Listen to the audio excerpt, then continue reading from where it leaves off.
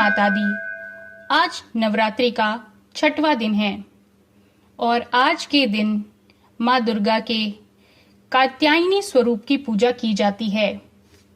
आज हम आपके लिए नवरात्रि के इस 6ठे दिवस पर माँ कात्यायनी के व्रत की कथा लेकर आए हैं।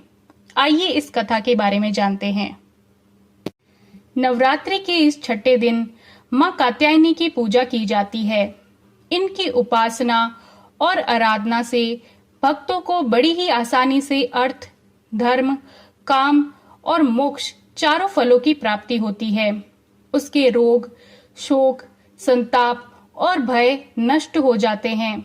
जन्मों के समस्त पाप भी नष्ट हो जाते हैं। पौराणिक कथाओं के अनुसार एक बार महर्षि कात्यायन ने संतान प्राप्ति के लिए मां भगवती की कठोर तपस्या की थी।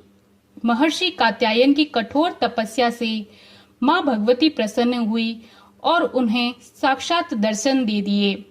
कात्यायन ऋषि ने मां के सामने अपनी इच्छा प्रकट की। इस पर मां भगवती ने उन्हें यह वचन दिया कि वह उनके घर उनकी पुत्री के रूप में जन्म लेंगी। एक बार महिषासुर नाम के एक दैत्य का अत्याचार प्रतिदिन तीनों लोक पर बढ़ता ही जा रहा था। इससे सारे देवी देवता बहुत ही परेशान थे। तब त्रिदेव यानी कि ब्रह्मा, विष्णु और महेश भगवान शिव के तेज से देवी को उत्पन्न किया, जिन्होंने महर्षि कात्यायन के घर पर जन्म लिया।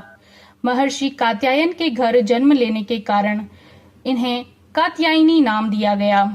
माता रानी के घर में पुत्री के रूप में जन्म लेने के बाद ऋषि कात्यायन ने सप्तमी, अष्टमी और नवमी की तिथि पर मां कात्यायनी की विधि विधान पूर्वक पूजा अर्चना की। इसके बाद मां कात्यायनी ने दशमी के दिन महिषासुर का वध किया और तीनों लोकों में उसके अत्याचारों से सभी देवी देवताओं को मुक्ति दिलाई। मां कात्यायनी की पूजा के लिए सुबह जल्दी स्नान करके उन सभी कार्यों से निवृत्त होकर नीले रंग के वस्त्रों को धारण करें। इस दिन मां का श्रृंगार लाल रंग से करें। इसके बाद विधि विधान पूर्वक मां कात्यायनी की पूजा करें और उन्हें पीले फूल और शहद अर्पित करें। विधि विधान से मां कात्यायनी की पूजा करने के बाद में उनकी आरती करें और प्रसाद को सभी लोगों में बांट दें। इनकी 4 भुजाएं हैं। दाईं तरफ ऊपर वाला हाथ अभय मुद्रा में है तथा नीचे वाला हाथ वर मुद्रा में है।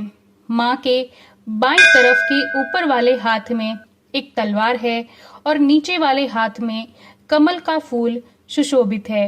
इनका वाहन भी सिंह ही है। इनकी उपासना और आराधना से भक्तों को धर्म, अर्थ, काम और मोक्ष की प्राप्ति होती है और सभी प्रकार के भय से वो मुक्ति पाते हैं। इस देवी की उपासना करने से परम पद की प्राप्ति होती है। भगवान कृष्ण को पति के रूप में पाने के लिए ब्रज की गोपियों ने भी मां कात्यायनी की पूजा की थी। यह पूजा कालिंदी के यमुना तट पर की गई थी। इसीलिए ये ब्रजमंडल की अधिराष्ट्रीय देवियों के रूप में प्रतिष्ठित है। इनका स्वरूप अत्यंत ही भव्य और दिव्य है। ये सोने के समान चमकीली और भास्वर है।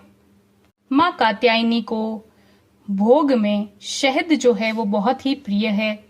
इसीलिए इस दिन मां कात्यायनी को शहद का भोग लगाया जाता है।